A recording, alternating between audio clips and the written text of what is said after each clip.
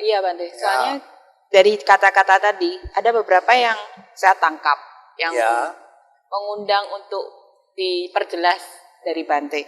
Salah satunya adalah mengenai terlihat amat jelas dan tidak bersela waktu. Iya. Apakah yang dimaksud dengan terlihat amat jelas dan tidak bersela oleh waktu itu, Bante? Baik. Sebelum Bante menerangkan apa yang tercantum di dalam Dhammanusati, terutama dimulai dari Sanditiko hingga terakhir, perlu diketahui Dhamma apa yang diajarkan oleh Sang Buddha. Tanpa kita mengetahui itu, kita pun juga tidak mengetahui apa yang tercantum di dalam Dhammanusati, terutama bagaimana cara kita mempraktekkan di dalam kehidupan sehari-hari apa yang diajarkan oleh Sang Buddha. Kita mengetahui bahwa inti daripada ajaran Sang Buddha berdasarkan pada Dhamma yang pertama kali diajarkan oleh muridnya, sekelompok murid Sang Buddha, yaitu pada saat Sang Buddha membabarkan pertama kali, yaitu Dhamma Cakkappawatana, 4 kesunyataan mulia. Yang pertama adalah Sang Buddha menerangkan tentang duka. Yang kedua menerangkan tentang sebab duka. Yang ketiga menerangkan tentang terhentinya duka. Yang keempat menerangkan jalan untuk mencapai terhentinya duka. Nah, inilah inti daripada ajaran Sang Buddha. Jadi dari keempat itu, dari kesunyataan yang pertama tentang duka, Sang Buddha di situ mengatakan, ya para biku, inilah yang disebut duka. Kelahiran, usia tua, sakit, kematian, berpisah dengan orang yang dicintai, berkumpul dengan orang yang dibenci, tidak memperoleh apa yang dicita-citakan, itu adalah duka. Dan di akhir dari kesunyataan itu, Sang Buddha menjelaskan, yang disebut duka adalah kemelekatan terhadap pancakanda. Apa pancakanda itu? Yaitu jasmani, kemudian perasaan, ingatan, bentuk-bentuk pikiran, dan kesadaran. Nah, pancakanda tidak lain adalah jasmani dan batin. Nah, sekarang Bante akan menerangkan apa yang tercantum di dalam Dhammanusati. Sanditiko, Dhamma adalah sangat jelas. Maksudnya sangat jelas adalah dapat dilihat sangat-sangat jelas dan mudah untuk diamati. Boleh dikatakan, ada terjemahan lain yaitu Dhamma adalah sangat dekat. Nah, kalau sangat dekat kan sangat jelas toh. Nah, maksudnya sangat dekat di sini apa? Tidak lain adalah berhubungan dengan pancakanda, yaitu jasmani dan batin. Jasmani itu adalah sangat dekat dengan kita. Kita memiliki mata, kita memiliki telinga, kita memiliki hidung, kita memiliki lidah, kita memiliki kulit, dan kita pun juga memiliki pikiran. Kesemuanya ini tidak jauh dari badan kita, karena itu sangat dekat dan prosesnya adalah sangat jelas. Di waktu kita melihat sesuatu, di waktu kita mendengar suara, di waktu kita mencium, apapun yang terjadi dapat kita ketahui kan dengan jelas. Ini loh yang disebut sanditiko. Nah, kemudian akaliko, bahwa Dhamma adalah tidak lapuk oleh waktu. Maksudnya apa? Selama kita itu masih hidup, selama batin dan jasmani ini masih bersatu, semua proses dari batin dan jasmani ini tidak lepas dari pengamatan kita. Jadi selama kita sadar pada saat kita melihat, pada saat kita mendengar, pada saat kita mencium, pada saat kita mengecap, proses itu semuanya tidak lepas dari perasaan yang timbul, dari ingatan yang timbul, dari bentuk-bentuk pikiran. Maksudnya saat kita setelah melihat sesuatu akan timbul rencana-rencana apa yang kita lakukan setelah kita melihat. Semua ini tidak lepas dari waktu. Karena itu disebut sanditiko. Kemudian ehipasiko mengundang untuk dibuktikan. Kalau Bante menjelaskan dengan demikian, mengundang untuk dibuktikan, Bante akan menjelaskan yaitu dapat dibuktikan saat ini juga, tidak nunggu nanti setelah meninggal. Maksudnya apa? Yaitu apa yang terjadi setelah kita melihat, saat itu juga kita mengetahui. Apa yang kita dengar, saat itu juga kita ketahui. Contohnya, pada saat orang-orang duduk meditasi atau saudari saat ini saat duduk lama, mungkin terasa kesemutan. Nah, saat kesemutan itu terjadi, bisa tidak dirasakan? Nah, saat kesemutan itu terjadi kan saat itu. Kan bukan nanti tunggu saudari keluar dari Dhammasala ini setelah tiba di rumah. Nah, saat kesemutan itu muncul, kalau kita renungkan dan kita menghayati, kita akan mengetahui sebetulnya ini loh yang disebut duka. Sebetulnya saat ini loh kita menghayati kesunyataan yang pertama tentang duka. Maksudnya apa? Kalau saya memiliki jasmani dan semua orang memiliki jasmani, tidak peduli orang itu kaya, tidak peduli orang itu miskin, tidak peduli orang itu pandai, tentang kesunyataan duka. Jadi berarti semua orang yang memiliki jasmani, bahkan semua makhluk yang memiliki kesadaran dan jasmani, pasti suatu saat atau dapat dapat dikuasai atau mengalami duka. Ini loh Sang Buddha yang menyatakan tentang kesunyataan pertama. Jadi sebetulnya dalam kesunyataan yang pertama Sang Buddha itu menekankan bahwa di dunia ini, dalam kehidupan ini ada duka. Dan semua orang itu pasti mengalaminya. Jadi salah tafsiran orang-orang mengatakan, oh agama Buddha itu mengajarkan bahwa kehidupan ini adalah kesengsaraan. Salah. Sang Buddha kan mengatakan dalam kesunyataan yang pertama bahwa para biku ini loh yang disebut duka, usia tua, sakit, mati, berpisah dengan orang yang dicintai, berkumpul dengan orang yang dibenci, tidak memperoleh apa yang dicita-citakan. Inilah duka. Sang Buddha di situ kan tidak mengatakan berkumpul dengan orang yang disenangi, memperoleh apa yang dicita-citakan.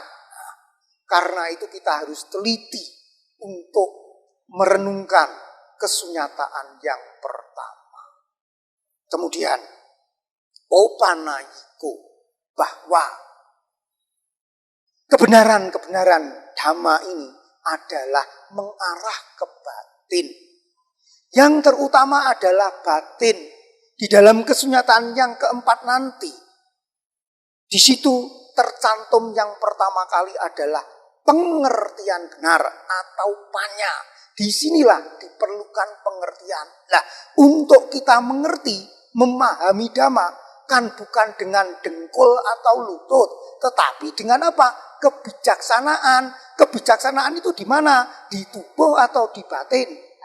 Itulah maksudnya opanayiko.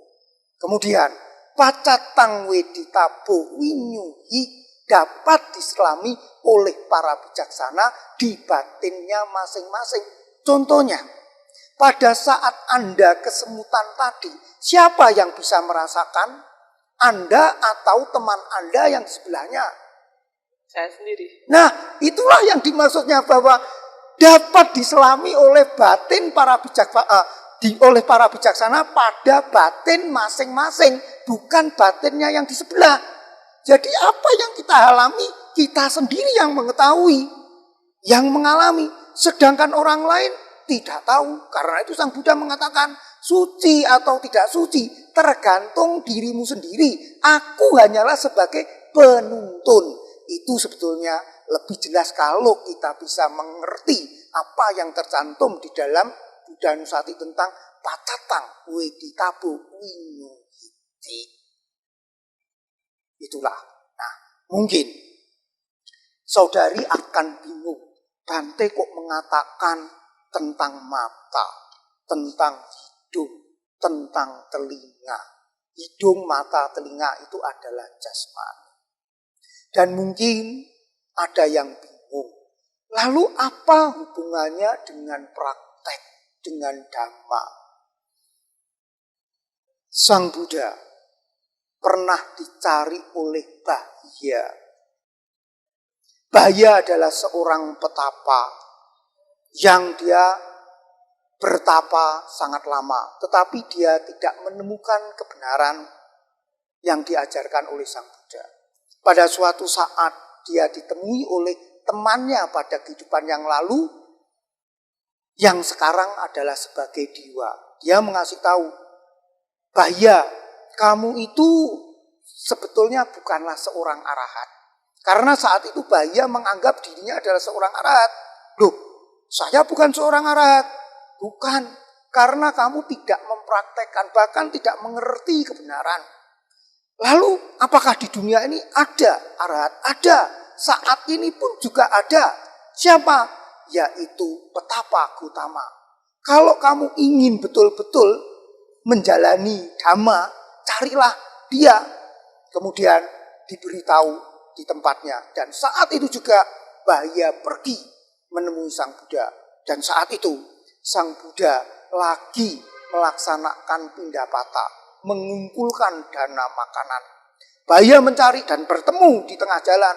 Bahya berkata, memohon kepada Sang Buddha, Bante, tolong ajarkan dhamma kepada saya. Sang Buddha mengatakan, Bahya, ini bukanlah waktu yang tepat dan tempat yang tepat. Tetapi Bahya ngotot, minta lagi, Bante, tolong ajarkan saya dhamma. Kedua kalinya Sang Buddha mengatakan yang sama. Ketiga kalinya Bahya mengatakan, Bante, kalau Bante menunda sebentar lagi, mungkin sesaat lagi, saya mungkin sudah berubah pikiran. Atau mungkin sebentar lagi saya meninggal. Atau kalau tidak, mungkin Bante sendiri pun juga meninggal. Kalau demikian, aku tidak akan mendapatkan dhamma. Mendengar demikian, Sang Buddha berhenti sebentar. Dan Sang Buddha memang mengetahui, Sang Buddha memiliki kelebihan. Ya, sebentar lagi memang orang ini akan mengalami musibah dan akan meninggal. Baiklah kalau begitu. Dalam keadaan posisi berada di pinggir jalan, dhamma apa yang akan diberikan? Panjang lebar pun juga tidak bisa. Karena itu harus diberikan dhamma yang singkat dan jelas. Sang Buddha mengatakan, Bahya, pada saat kamu melihat, hanyalah ada penglihatan. Pada saat kamu mendengar, hanyalah ada pendengaran. Dan pada saat kamu mencium, mengecap, menyentuh, berpikir, hanyalah ada itu saja. Nah, hanya itu saja. Kemudian Bahya mengerti dan duduk meditasi, mengamati pancakanda yang timbul tenggelam. Dan akhirnya dia mencapai pengetahuan dan mencapai tingkat arahat. Bahya merupakan salah seorang yang tercepat mencapai tingkat kesucian arahat. Jadi hanya dalam posisi berdiri diberi dhamma, kalau waktu sekarang mungkin tidak sampai 1 jam, dia sudah mengerti. Nah, Karena itu, melihat, mendengar, dan sebagainya, apa yang kita lakukan dalam aktivitas sehari-hari itulah sebetulnya adalah praktek Dhamma. Pada saat kita melihat, pada saat kita mendengar, kalau menimbulkan reaksi-reaksi atau sangkara, kehendak-kehendak yang buruk, maka akan menimbulkan apa? Duka. Kalau senang, kita dibuai oleh kesenangan, lupa, sehingga mencari terus. Kalau tidak sesuai dengan kita, timbul kebencian, marah-marah. Marah, terburu nafsu, atau tidak mengetahui sama sekali, yang disebut ketidaktahuan yaitu moha. Itu loh yang disebut duka. Kemudian dari situ semua menimbulkan duka. Mengapa? Ya karena dari proses kita melihat, dari proses kita mendengar, dari proses kita mengecap dan sebagainya, itu akan menimbulkan reaksi, menimbulkan keinginan yang disebut keinginan yang nantinya akan menjurus menumbuhkan tanha, nafsu. Itulah kesunyataan yang kedua. Dan kalau kita mengamat-ngamati bahwa perasaan-perasaan yang timbul dari proses melihat, mendengar, dan sebagaimana itu akan menimbulkan reaksi-reaksi perasaan-perasaan, baik menyenangkan maupun tidak menyenangkan dan sebagainya. Kalau kita dalam batin yang tenang dan mengetahui perasaan-perasaan itu hanyalah timbul lenyap. Dan kalau kita tidak terpengaruhi, maka tidak akan menimbulkan tanha, yang selanjutnya menimbulkan kemelekatan. Ini loh pengetahuan tentang terhentinya duka, kesunyataan yang ketiga. Dan proses jalan untuk mengheningkan duka tidak lain adalah 8 jalan utama yang disingkat menjadi sila kemoralan samadhi, yaitu konsentrasi kepada batin hingga menjadi tenang. Kalau setelah tenang dan menggunakan ketenangan itu melihat aktivitas sehari-hari, yaitu pada saat kita melihat, mendengar dan sebagainya, akan menimbulkan pengetahuan yang mengarah ke kebijaksanaan yang disebut epanya. Semuanya ini dapat dilaksanakan dalam saat sekarang, tidak nunggu nanti setelah mati, dapat kita rasakan sekarang juga. Itu loh yang disebut sanditiko, akaliko, ehipasiko, dan opanayiko. Hanya dapat bisa meningkatkan, memurnikan batin, dan dapat diselami oleh para bijaksana di batinnya masing-masing. Karena itu, untuk bisa memahami Dhamma, tidak bisa kita titip. Karena itu kalau ke wihara atau mendengarkan Dhamma, jangan titip. Karena itu semuanya adalah di batin masing-masing. Itu tentang bagaimana cara kita meningkatkan keyakinan terhadap kebenaran atau Dhamma, yaitu merenungkan Dhammanusati. Kemudian bagaimana cara kita meningkatkan sadar terhadap Sangha. Sanghanusati sebetulnya adalah pencetusan atau menerangkan tujuan daripada Buddha Dhamma. Sebetulnya tujuan kita belajar Dhamma itu apa? Ya yang tercantum di dalam Sanghanusati, yang di situ disebutkan Supatikpanno Bhagavato Sawaka Sangho, Ujupatikpanno Bhagavato Sawaka Sangho, Nyaya Patikpanno Sawaka Sangho, dan Samicipatipanno. Apa itu? Supatikpanno? Ya supaya kita kalau belajar menjadi baik, menjadi benar. Kemudian Ujupatipanno, batinnya lurus, tulus. Nyayapatipanno, apa yang kita lakukan adalah benar berdasarkan Dhamma. Dan Samicipatipanno, tingkah laku kita menjadi tepat patut. Itulah kalau kita belajar Dhamma, nantinya menjadi apa? Ya menjadi apa yang dicantumkan di dalam Sanghanusati. Nah, jelas? Kalau kurang jelas, ada yang mau ditanyakan, silakan.